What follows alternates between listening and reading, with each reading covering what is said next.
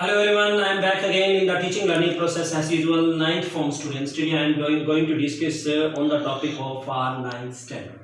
And as usual students, as you know, in your last videos, we completed the syllabus of writing skill related to your diary entry, article writing and the story writing also.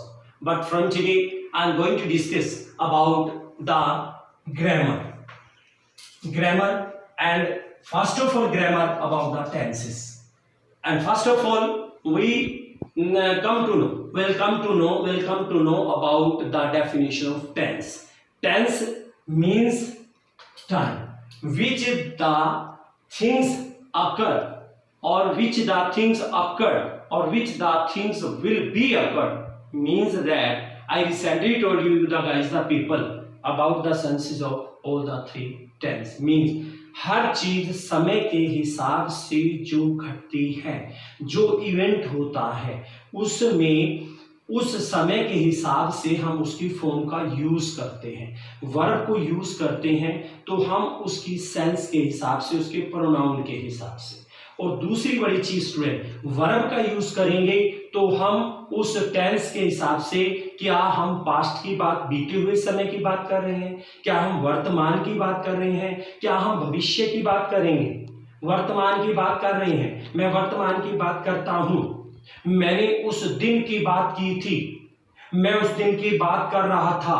Means जो ये रहा था या रही थी, या मैंने उस दिन की बात की, बच्चे ये सब की गया। Not showing its effect, not establishing its relation with the present, and present tells us about its own sense, not showing its concern with the future tense. But accordingly, if we have pre-planning, अगर हमारी pre planning है तो बेटा वो continuity में चली जाएंगे, लेकिन वो फ्यूचर टेंस में नहीं होता, फ्यूचर टाइम की बात करते हैं, एक्शन की बात करते हैं।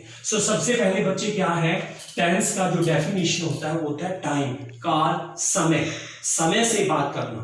आपने कोई बात की, मैं कल वहां गई, मैं कल वहां गया था, मैंने आज ये किया है, मैं कल वो करूंगा। तो बेटा आप उस चीज को अपने जहन में क्यों नहीं बिठाते कि आपने उस लेवल से बात की है कि मैंने कल ये किया, मैं कल दिल्ली गया, मैं आज दिल्ली जा रहा हूं, मैं स्कूल जाता हूं, या मैं कल दिल्ली जाऊंगा। तो बच्चे हर एक सेंटेंस ने आपको क्लियर कट बता दिया कि आपका एक्शन क्या इंडिकेशन कर रहा है। आपका एक्शन पास्ट टेंस को इंडिकेट कर रहा है, प्रेजेंट को इंडिकेट कर रहा है, फ्यूचर को इंडिकेट कर रहा है। तो फिर बेटा जो सेंसेस दिमाग में हो उनको उसकी फॉर्मेशन से एक्सप्लेन कर दो। सो चलिए, today I am going to discuss about three kinds of tenses. There are three kinds of tenses: past, present and future. And all these parts have their own subdivision. Have their own. We can subdivide all these three parts into their own individual four kinds. Also these four kinds and also these four kinds. For both tenses we'll discuss later, but today I am going to discuss about the present tense, and in this process I am going to tell you about present indefinite tense, present indefinite tense। और इसमें बेटा मैं आपको बिल्कुल एक diagram के level से समझाने वाला हूं कि मैं आपके उन प्रोनाउन को और जो भी सब्जेक्ट है उनको दो पार्ट्स में डिवाइड कर रहा हूं, प्रेजेंट सिंगुलर और प्रेजेंट प्लूरल। प्रेजेंट सिंगुलर में फॉर्मेशन क्या रहता है बेटा, subject plus verb first form S और ईएस प्लस ऑब्जेक्ट। ये मेरा जो एस और ईएस यहां पर लगेगा सिंगुलर में लगेगा बेटा।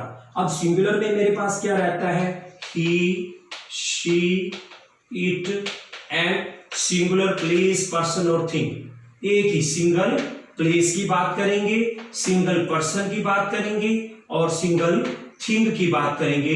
तो बेटा वहां पर जहां पर सिंगल पर्सन, प्लेस और थिंग की बात आएगी वहां पर क्या आएगा, ये सिंगुलर प्रेजेंट। मीन्स सब्जेक्ट के साथ आपको वर्ब का फर्स्ट फॉर्म लगाना है, एस और ईएस लगाना है प्लस ऑब्जेक्ट लगाना है। एक एग्जांपल के थ्रू करेंगे बेटा। सपोज कीजिए मेरे पास है, ही सिंग्स ए सॉन्ग, अब देखिए, ये हमारा ही क्या है, सब्जेक्ट है, ये हमारा क्या है, वर्ब है, और ये हमारा ऑब्जेक्ट। और ये कौन सा वर्ब है, ये मेन वर्ब होता है। हमारे पास डियर्स जो प्राइमरी वर्ब्स होती हैं, हमारे पास हेल्पिंग वर्ब्स होती हैं। एक हेल्पिंग वर्ब्स होती हैं, प्राइमरी वर्ब हेल्पिंग वर्ब्स होते हैं, is are was were has had, और दूसरा हमारे पास एक्सिलरीज होते हैं, मॉड्यूल्स होते हैं। तो इनमें डिफरेंस होता है, इनको हम हेल्पिंग वर्ब बोलते हैं, लेकिन ये मेन वर्ब्स में आ जाते हैं। तो ही सिंग से सो, यहां पर बात की बेटा मैंने सिंपल सेंटेंस की। In the process of simple sentence in present singular, you have to use subject plus verbs first form s or es plus object. Clear बच्चे? Now come to plural. मैं आपको डिफाइन करके बता रहा हूं। अगर हम यहाँ पर प्लूरल, कौन सा प्लूरल है, ये प्रेजेंट प्लूरल। इसकी अगर हम प्रेजेंट प्लूरल में बात करते हैं तो प्रेजेंट प्लूरल में स्टूडेंट लगता है subject plus verbs first form plus object. So always keep remember. अब हमारे पास प्लूरल में कौन कौन से प्रोनाउन आएंगे, I, we, you, they and rested. Two or more things क्या आएंगी बच्चे, टू और मोर थिंग्स जो आएंगी, टू और मोर थिंग्स जो आएंगी, कोई भी वो टू और मोर पर्सन हो सकते हैं, प्लेस हो सकते हैं, थिंग्स हो सकती हैं, that will be used in the form of plural. वो प्लूरल सेंस में प्रयोग होंगे। कैसे? इसी का एग्जांपल मैं बच्चे आपको टैली करके बताऊंगा।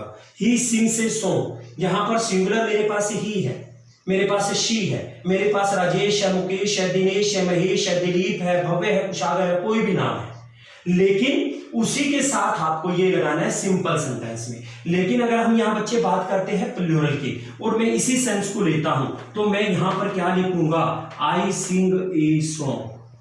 आई को हम प्लूरल सेंस में लेके जाते हैं, इसलिए हम वर्ब की फर्स्ट फॉर्म लगाएंगे। इसमें एस और एस नहीं लगता बच्चे, किसी कीमत पर भी नहीं लगता। Try to understand. Almost in my day-to-day life, I always, when I attend the class, when I go to the classes, and if I start to discuss about the tenses, and I always tell them about the rule and regulations, formation of the sentences or the tenses, and later when I give them for the practice of the sentences, then they do the same mistake.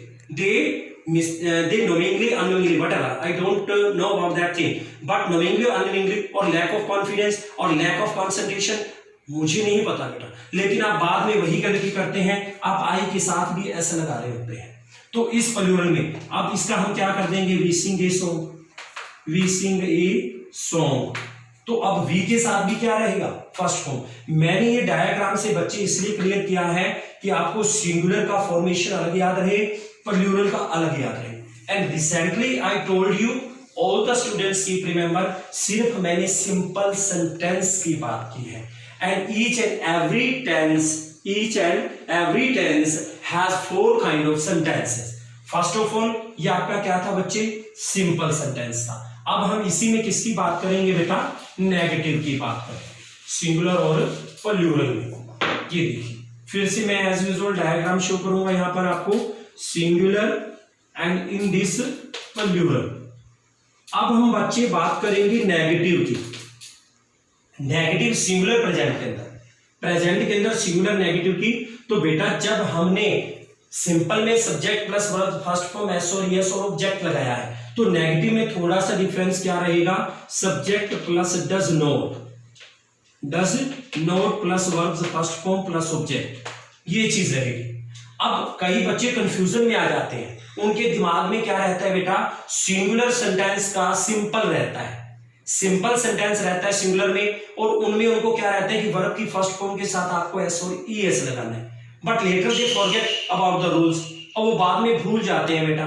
वो क्या करते हैं कि sir ने सिर्फ simple sentence के लिए बताया था, नेगेटिव के लिए मेरे पास क्या है, does not, but after using does not some of the students as usual do the same mistake. वो वही गलती करते हैं बेटा, वो यहां पर की फर्स्ट फॉर्म के साथ भी एस और एस लगा देते हैं। Why are you doing this? आप समझिए कि अब यहां पर मेरे पास अगर मैं डू की बात करता हूं तो ये वर्ब की फर्स्ट फॉर्म है डू, इसके साथ ईएस लगा हुआ है, तो आपका वो रूल और रेगुलेशन कंप्लीट हो जाता है बेटा डज लगने के बाद। तो उसके बाद आप वर्ब की फर्स्ट फॉर्म में लगाएंगे। आप एक रूल को, you can use the rule only once in the same sentence, not twice. आप एक रूल को एक बार यूज कर सकते हो, 2 बार नहीं कर सकते। कैसे? Subject plus does not plus first form plus object. अब जब मैं इस सेंटेंस को बनाया मैंने क्या कहा? He does not sing a song, he does not sing a song, he does not sing a song. अब यहां पर क्या किया बच्चे ने? डज नॉट लगाने के बाद भी ऐसा लगा दिया। बेटा थोड़ा सा फोकस करो ग्रामर पे। It's not a difficult task, it's not a herculean task, it's a very simple and easy job. आप ध्यान दीजिए कि जब मैंने आपको ये बता दिया बेटा ये डू है, ठीक है, इसके साथ ये ऐसे लग के डज बनाना, तो फिर इसके साथ आपको ऐसे लगाने की जरूरत नहीं है, क्योंकि यहां पर नेगेटिव में वो चीज आ गई। And same thing will occur in the interrogative and the last part interrogative and negative also. Now I will prove this thing. अब मैंने आपको मान लो ये बताना है interrogative. Interrogative में बेटा क्या रहता है? does पहले आ जाता है सब्जेक्ट से, फिर सब्जेक्ट आता है, फिर वर्ब की फर्स्ट फॉर्म आती है और फिर ऑब्जेक्ट आता है। ये इस लेवल से जाएगा, does plus subject plus verb first form plus object. तो अब मुझे क्या करना है? मैंने ये कहना है क्या वो एक गाना गाता है, तो मैं ये कहूंगा does he sing a song, does he sing a song, क्या वह एक गाना गाता है। तो अब डज पहले आ गया बेटा, तो ही सिंगुलर, सब्जेक्ट आएगा उसके बाद, डायरेक्ट डज सिंग नहीं आएगा, डज के बाद ही आएगा, शी आएगा, कोई भी सिंगुलर नेम आएगा। Does Ram sing a song, does Shyam sing a song, does Mohan sing a song, और यहां पे सिंग ही आएगा क्योंकि यहां डज मैंने लगा दिया। तो ये आपका थर्ड स्टेप था इंटरोगेटिव। अब आज रबिट मैं इसे रब करूंगा, मैं इसका फोर्थ स्टेप बताऊंगा बेटा, इंटरोगेटिव और नेगेटिव। अब हम बात कर रहे हैं बच्चे इंटरोगेटिव और नेगेटिव की। अब जब हम इंटरोगेटिव और नेगेटिव की बात करेंगे तो बेटा रूल कुछ इस तरह से हो जाएगा। इंटरोगेटिव और नेगेटिव में डज आ जाएगा पहले, फिर आ जाएगा बेटा सब्जेक्ट, फिर आ जाएगा बेटा नोट, फिर आ जाएगा वर्ब फर्स्ट फॉर्म, फिर आ जाएगा ऑब्जेक्ट। तो does plus subject plus note plus verb first form plus object. अब मैंने पीछे क्या बनाया था? Does he Singh a song, तो अब डज फिर लग जाएगा क्योंकि इंटरोगेटिव, फिर से आगे ये सन, फिर हमारे पास क्या है? ही आ जाएगा बेटा, फिर मेरे पास क्या है? नोट आ जाएगा, फिर as it is sing a song. What is the problem? There isn't any problem. But आप बेटा पढ़ते नहीं, प्रॉब्लम यही है, आप फोकस नहीं करते उस चीज पे कि आप एक इतने, आपको एक एक चीज मैंने बाई अंडरलाइन करके समझा दी है कि आपका सिंगुलर सेंटेंस 4 तरह से बनेंगे। सिंपल में आपको याद रखना है कि वर्ब की फर्स्ट फॉर्म के साथ एस और एस लगाओगे, बट रेस्टेड 3 सेंटेंस जो लगेंगे उनके साथ वर्ब की फर्स्ट फॉर्म लगेगी, क्योंकि इन सेकंड स्टेज में नेगेटिव में हम डज नॉट लगा देते हैं, तो वही डज और नोट आपके कमिंग टू सेंटेंसेस में चला जाएगा। जब आप उसकी इंटरोगेटिव बनाओगे तो डज पहले आ जाएगा, और अगर इंटरोगेटिव और नेगेटिव बनाओगे तो डज पहले, फिर सब्जेक्ट और फिर नोट। ये प्रोसेस रहेगी बेटा।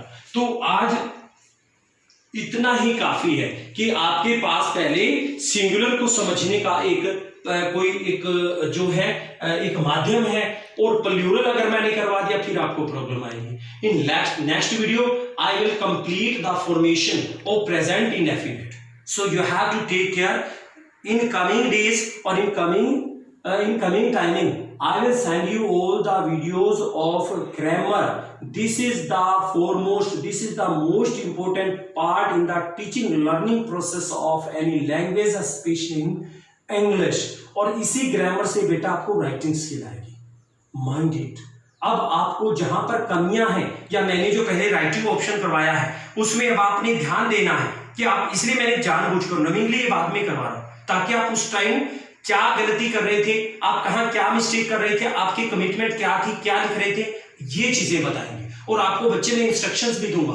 कई बच्चों की प्रॉब्लम होती है, many of the students create problem, sir how can we identify in the process of gap fill in the blanks with the correct form of the verb given in brackets, कि ये जो sir आते हैं bracket में, हमें कैसे पता चल सकता है कि इसमें हमने प्रेजेंट इंडेफिनिट लगाना है, कॉन्टिन्यूस लगाना है। बेटा वो हर एक रूल्स आपको दिया जाएगा, but you have to take care please. Thank you very much, god bless you.